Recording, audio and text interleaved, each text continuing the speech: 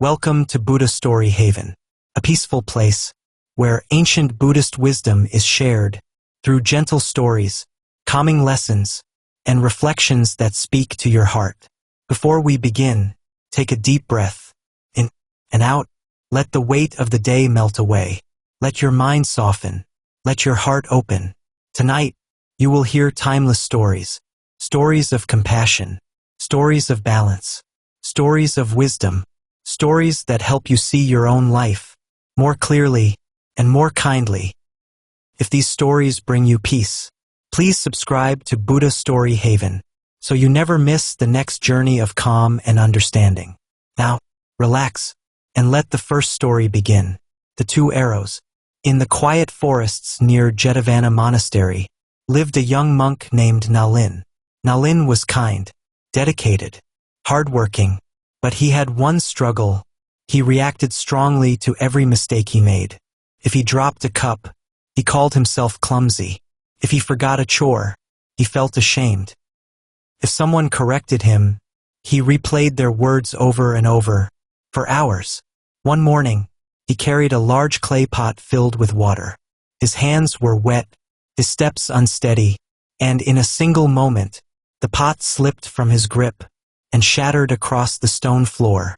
Water spread everywhere, shards scattered, and Nalin collapsed to his knees. He whispered, "I'm so stupid. Why can't I do anything right?" His breathing grew tight. Tears filled his eyes. At that moment, the Buddha approached. He saw the shattered pot. He saw the frightened monk, and he understood instantly. The Buddha knelt beside Nalin and said softly, "Nalin, why do you wound yourself twice?" Nalin looked up. "I don't understand, blessed one." The Buddha continued, "When life shoots you with the first arrow, you feel pain. That is natural. That is human. But when you fire the second arrow, the arrow of self-blame, self-hatred, fear, and judgment, you create suffering." Nalin listened closely. The Buddha placed a hand on his shoulder. Pain is unavoidable. Suffering is optional. Nalin took a deep breath. From that day forward, whenever he felt the sting of the first arrow, he paused. He breathed. He reminded himself, "This is the first arrow. I do not need to fire the second." Weeks passed, and slowly, his heart softened. His mind grew gentle. His reactions became calm. And for the first time in his life, he felt peace. Lesson of Story 1. The first arrow is life. The second arrow is the mind. You cannot always avoid pain, but you can choose not to create more suffering. The Empty Boat. A monk once traveled across a wide, mist-covered river. The water was calm, the air cool. He paddled slowly, enjoying the silence. But halfway across, he felt a sudden, violent crash from behind. His boat rocked hard. Water splashed in. He turned around, furious. He shouted, "You idiot! What are you doing? Watch where you're going." But then, he froze. The other boat was completely empty. No passenger. No boatman. No one to blame. It had simply drifted with the current, softly, aimlessly, until it collided with his.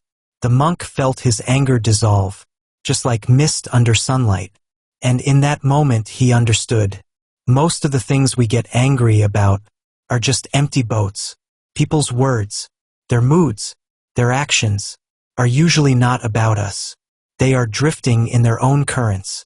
Currents of stress, fear, worry, pain, or confusion. After that day, whenever someone said something hurtful, the monk whispered to himself, "Ah, the boat is empty." He no longer reacted. He no longer carried anger. He simply let life drift by, in peace. Lesson of Story 2. Not everything that bumps into you is personal. Sometimes the boat is empty. The tea overflow. A proud scholar traveled to meet a Zen master. He had read countless books, studied philosophy, memorized entire scriptures. He believed he knew everything. When he met the Zen master, he began talking nonstop. He spoke of theories, ideas, concepts, and opinions. He barely paused for breath. The master listened calmly, silent as a mountain. After a long while, the master said, "Let us have tea." He poured tea into the scholar's cup. Slowly, gently, the tea rose to the brim, then spilled over the sides, onto the table, onto the floor. The scholar shouted, "Stop! It's overflowing." The master smiled. "Exactly." He placed the teapot down. "You come here filled with your own ideas, your own opinions, your own mind." He pointed at the dripping cup. "How can I teach you anything when your cup is already full?" The scholar stared at the tea and felt a wave of humility wash over him. For the first time, his cup emptied, his mind softened, his heart opened, and that was the beginning of true learning. Lesson of Story 3. A full cup cannot be filled. A full mind cannot be taught. Empty yourself, and wisdom will flow in. The Golden Bowl of Ashes. A wealthy man passed away, leaving behind a single heir, his son. Among the inheritance was a magnificent golden bowl, beautiful, polished, shining like the sun. The son treasured it deeply. He put it on display, cleaned it daily, showed it proudly to visitors. One day, the Buddha came to the village. The son rushed to show him the golden bowl. "Look, blessed one, this was my father's most precious possession." The Buddha examined the bowl carefully, then gently lifted the lid. Inside were ashes. The son's face fell. What is this?" The Buddha said, "Your father polished the outside, but inside, he hid everything he could not face." The son felt a deep stillness inside him. The Buddha continued, "People often shine their outer life, their appearance, their reputation, their achievements, while ignoring what is inside, their fears, their regrets, their unspoken truths." The son closed the bowl slowly. From that day on, he began a new practice, cleansing the inside of his heart, instead of polishing the outside. Lesson of Story 4. True beauty comes from within. Don't polish only the outside of your life. Clean the inside. The musician's string. A musician approached the Buddha. He said, "Master, I practice and practice, yet my mind is restless, and my life feels unbalanced. How should I live?" The Buddha picked up a nearby lute. He plucked one string tightly. It snapped instantly. He plucked another, left too loose, produced no sound. Then he adjusted a third string, not too tight, not too loose, just right. It rang beautifully. "This," the Buddha said, "is how you should live. The middle way, not extremes, not harshness, not laziness, balance." The musician bowed deeply. He had found the harmony he long sought. Lesson of Story 5. Life becomes music when you tune your mind to the middle way. The Old Woman and the Lamp. An elderly woman lived near the temple. She was poor. She had little food, little clothing, little comfort, but she had a generous heart. One day she learned the Buddha would teach that evening. People were planning to offer lamps to light the hall. Greedy merchants brought lamps made of gold. Rich nobles brought lamps filled with expensive oils. The old woman searched her home. She found a few small coins, all she had left. She bought a tiny clay lamp and a drop of oil. That night, she placed her lamp among the hundreds. It was the smallest one, barely flickering. But the next morning, when the sun rose, only one lamp was still burning, hers. The monks were astonished. They asked the Buddha why this happened. The Buddha said, "The others gave out of wealth. She gave out of sacrifice. Her light was fueled by sincerity, and so it burned the longest." The old woman wept with gratitude. Lesson of Story 6. The smallest act, done with a pure heart, outshines the greatest act, done for praise. The hungry tigress. Long ago, in a remote forest covered in deep mist, a young prince named Mahasattva was traveling with two companions. They climbed steep mountains, crossed narrow rivers, and walked for days in silence. One morning, as the sun rose red behind the trees, They heard a faint, weak sound. A cry. A whimper. A trembling breath. They followed the sound through thick bamboo and came upon a starving tigress. Her ribs showed clearly. Her fur was thin. Her legs were shaking. Beside her lay her newborn cubs, barely moving, barely breathing. The tigress lifted her head. Her eyes were full of exhaustion and sorrow. Mahasattva whispered, "She has no strength left to hunt." One companion said, "It is the law of nature." The other said, "We must not interfere." But the prince felt something deeper, an ache in his heart, a quiet voice within him saying, "No mother should watch her children starve." He approached the tigress slowly. She was too weak to stand, too weak to roar, too weak even to lift a paw. Mahasattva kneeled beside her. He understood something profound. Compassion is not thinking, or wishing, or hoping. Compassion is action. He said softly, "May my life give life to others." He turned to his companions. "If you leave now, you will not see me again." They begged him not to continue. They pleaded. They cried. But the prince smiled gently and said, "There is no greater gift than saving another life." He stepped toward the tigress and offered himself so the mother and cubs could live. It is said that in that moment, the forest fell completely silent. The wind stopped. The leaves stilled. The very earth bowed to the compassion of the prince. Lesson of Story 7. True compassion asks, "What can I give?" Not "What will I get?" Compassion becomes real when we see all beings as connected to our own life. The rope that was a snake. A traveler was walking along a dirt path at sunset. The sky was growing dark. The shadows grew longer. He was tired, hungry, and anxious to reach the next village. Suddenly, he froze. His heart pounded. His breath stopped. There, across the path, lay a coiled snake. His thick body stretched across the road. Silent, motionless. The traveler's mind raced. If I try to cross, it will strike. If I go back, I'll be lost in the dark. Fear gripped him completely. He stood there, trembling, unable to move.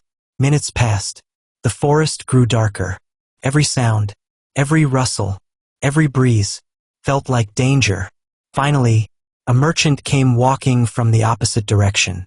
He carried a lantern. The traveler whispered, "Be careful. There is a snake." The merchant lifted the lantern and laughed gently. "My friend, that is not a snake." The warm light fell across the path, revealing a thick, twisted rope. Nothing dangerous. Nothing alive. Just a rope. The traveler's fear melted instantly. His breathing slowed. His body relaxed. He shook his head and said, "My mind created the snake." The merchant replied, "Our fears often come from things that are not what we imagine." Lesson of Story 8. Many fears are just ropes in the dark. When you shine the light of awareness, they disappear. The Wise Farmer. In a quiet village lived an old farmer. His life was simple. He tended to his crops. He cared for his animals. He lived in peace. One day, his only horse ran away. The neighbors said, "Oh no, such terrible luck." The farmer replied calmly, "Perhaps." A week later, the horse returned, but not alone. It brought 3 wild horses with it. The villagers ran to the farmer and said, "What wonderful luck! You are so fortunate." The farmer smiled and said, "Perhaps." Later, his son tried taming one of the new horses. The horse bucked wildly, and the son fell, breaking his leg. The neighbors rushed over shouting, "This is awful! Such bad luck!" The farmer answered, "Perhaps." A month later, soldiers came to the village to draft young men for war. Because the farmer's son had a broken leg, he was not taken. The neighbors cried out, "You are blessed. This is such good luck." The farmer responded, as always, "Perhaps." He understood a truth deeper than the villagers realized. You cannot judge events in the moment. Life unfolds slowly. What seems bad today may reveal itself as a blessing tomorrow. What seems good today may hide challenges later.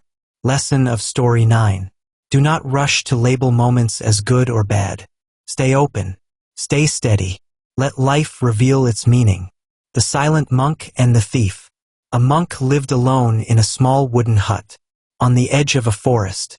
He owned almost nothing, a single bowl, a mat to sleep on, and a thin robe.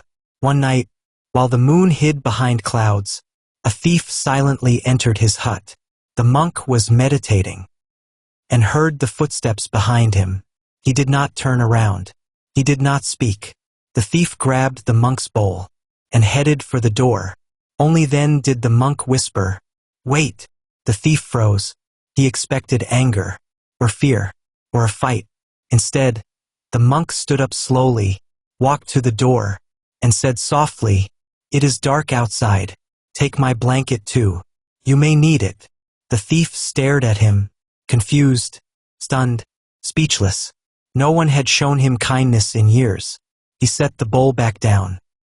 His eyes filled with tears he didn't understand. The monk smiled gently and said, "If I had more to give, I would give it to you." The thief bowed his head and left in silence. Months later, he returned, not as a thief, but as a seeker. He became a monk himself, all because a single moment of kindness transformed his life. Lesson of Story 10. Harshness hardens people. Kindness awakens them. Sometimes the softest reaction creates the greatest change. The bamboo that bends. Two trees stood side by side, a tall oak and a slender bamboo. The oak was proud, strong, massive, deeply rooted. The bamboo was quiet, humble, flexible. One evening, dark clouds rolled in. The wind howled. Lightning cracked the sky. The oak said, "Watch how I stand firm." The bamboo said nothing. The storm grew stronger. Winds roared like wild animals. The oak resisted. It stiffened. It refused to bend. But the bamboo moved with the wind. It swayed. It leaned. It flowed. Then, a massive gust of wind struck with incredible force. The oak snapped in half and crashed to the ground. When the storm passed, the oak lay broken, but the bamboo stood tall and alive. Lesson of Story 11. Strength is not always rigidity. Sometimes strength is flexibility. Bend, and you survive. The Buddha and the Insult. One afternoon, the Buddha walked through a village, known for its hostility toward him. A man ran up to him and began shouting insults. "You are a fraud. You are a fool. You are worthless," he yelled, until his voice cracked and his face turned red. The Buddha remained silent, calm, still. Eventually, the man stopped, exhausted. The Buddha spoke gently, "If a person offers you a gift, and you refuse to accept it, to whom does the gift belong?" The man said, "To the one who offered it." The Buddha smiled softly. "Exactly. I do not accept your anger. It remains with you." The man's face softened. His anger dissolved. He bowed in shame, and later became a follower of the Buddha's teachings. Lesson of Story 12. You do not have to accept the emotional gifts that others throw at you. Leave anger with the one who created it. The mirror of the mind. A young monk asked his teacher, "Master, why does my mind feel so disturbed? Thoughts race. Emotions overwhelm me. I want peace." The master handed him a small, dusty mirror. "Clean this." The monk wiped it with his sleeve. The dust smeared. The master said, "Now try water." The monk rinsed it. Some dust remained. The master said, "Now clean slowly and gently." The monk took his time. Little by little, the dust disappeared, until the mirror shined clearly. The master said, "Your mind is the mirror. Dust is your thoughts, your fears, your worries, your memories. You cannot clean it all at once. You clean it gently, daily, with patience." The monk bowed, finally understanding. Lesson of Story 13. Peace is not created suddenly. It is cleaned into existence.